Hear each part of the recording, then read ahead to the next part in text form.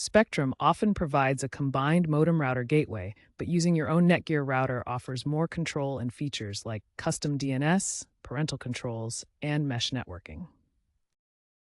Bypassing involves disabling the router function on Spectrum's device, effectively turning it into a simple modem.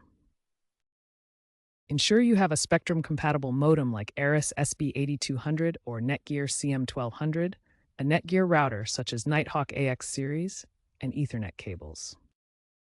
Plug the modem into the cable outlet and power it on. Wait for a solid online light.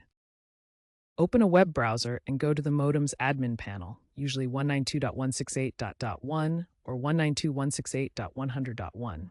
Default login is often admin/admin. Find advanced or firewall settings and enable bridge or pass-through mode. Save changes and the modem will reboot. Connect an Ethernet cable from the modem's Ethernet port to your Netgear router's WAN or Internet port.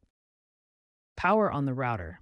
Connect to its Wi-Fi or wired network, then go to routerlogin.net or 192.168.1.1 to set up Wi-Fi name, password, DHCP, and other settings. Run a speed test on speedtest.net to ensure you're getting the speeds you pay for. Spectrum uses DHCP for dynamic IPs. If there's an IP conflict, reboot devices in order. While bypassing the Spectrum gateway offers enhanced control, some common issues may arise. One common issue involves older modems failing to enter bridge mode due to firmware glitches, so factory reset and firmware updates through USB may be required. Compatibility is key. Make sure your modem is on Netgear's compatible list. IPv6 can also cause issues because Spectrum's partial IPv6 rollout sometimes requires manual tweaking in the Netgear router settings. Check Netgear firmware is up to date. For advanced setups like mesh Wi-Fi, ensure the modem supports speeds required for multiple routers. Otherwise, an upgrade might be needed.